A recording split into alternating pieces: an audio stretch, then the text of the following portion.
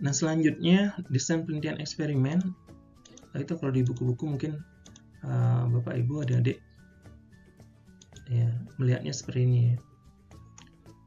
Jadi di eksperimen itu ada pre-eksperimental, quasi eksperimen, true eksperimen, kemudian faktoral eksperimen, pre-eksperimentally one shot case study, one group pretest post test, intake group comparison. Kemudian di quasi eksperimen ada time series design gitu ya, ada non equivalent control group design.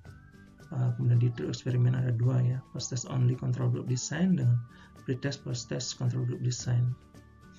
Nah, apa sih itu ya? Seperti apa barangnya gitu ya? Seperti apa metodenya? Desainnya seperti apa? Nah, ini nih peta konsep ya. Tapi kalau kita ubah menjadi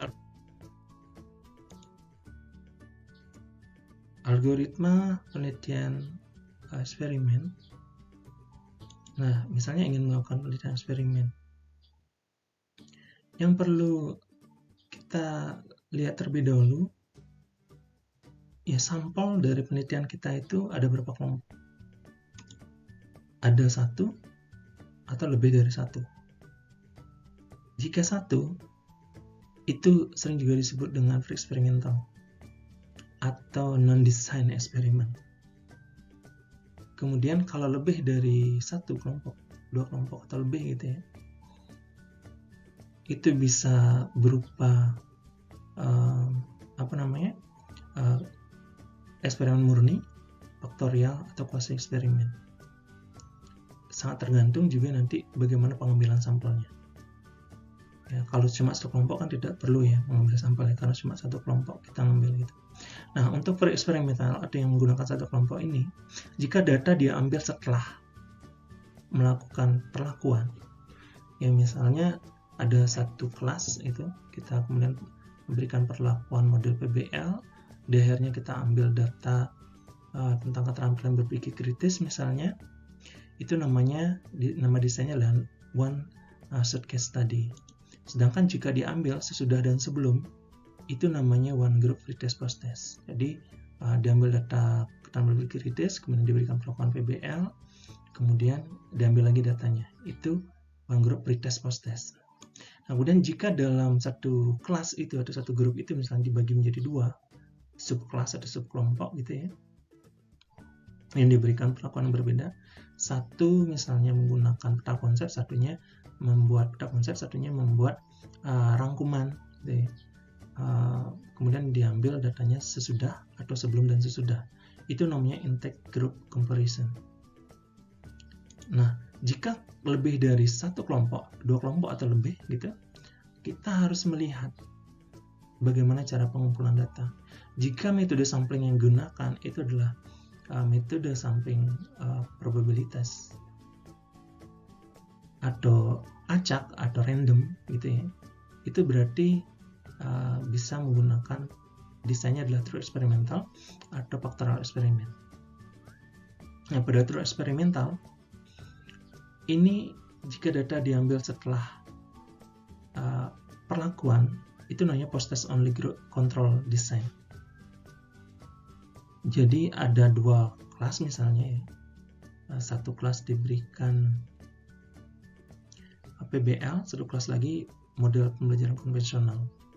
Nah, kemudian setelahnya itu diambil data keterampilan berpikir kritis. Nah, ini desainnya post test only control group design. Kemudian data diambil sebelum sudah. Dalam kondisi yang sama sudah ada dua kelas, satu diberikan konvensional, satu VBL gitu misalnya. Kemudian sebelum perlakuan diambil data keterampilan berpikir kritis, setelahnya juga diambil keterampilan berpikir kritis. Ini adalah pretest post test control group design.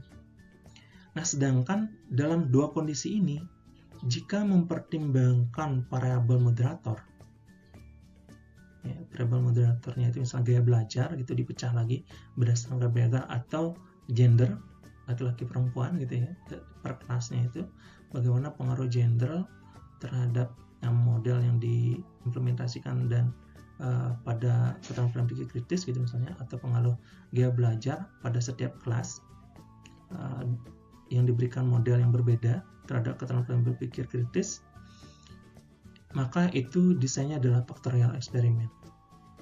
Nah, jika dalam pengambilan sampel itu menggunakan non-probability sampling, misalnya menggunakan purposive sampling, gitu ya, memilih beberapa kelas yang dianggap memenuhi, gitu, itu adalah quasi eksperimen. Quasi eksperimen ada dua. Ada yang mirip dengan pre-eksperimental, namanya adalah time series design. Itu hanya menggunakan satu kelompok.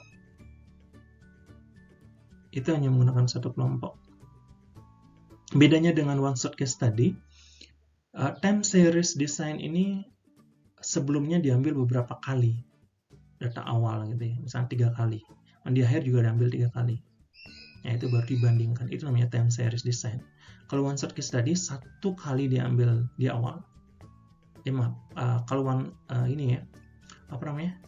group pretest post test 1 kali diambil di awal, 1 kali diambil di akhir. Itu perbedaannya.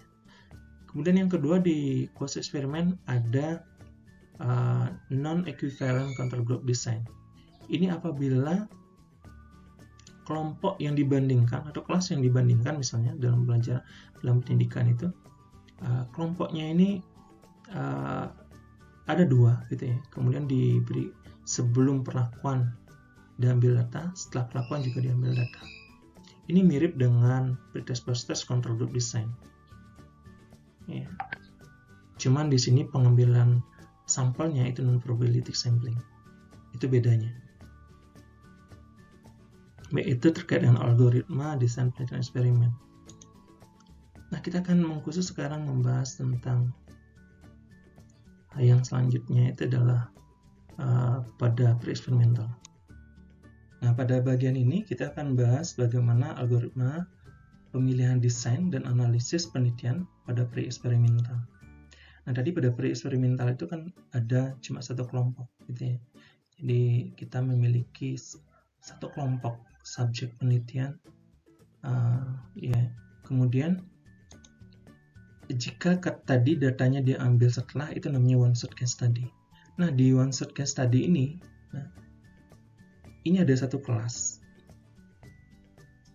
ya, satu kelas. Kemudian setelah itu diberikan perlakuan dan diambil data.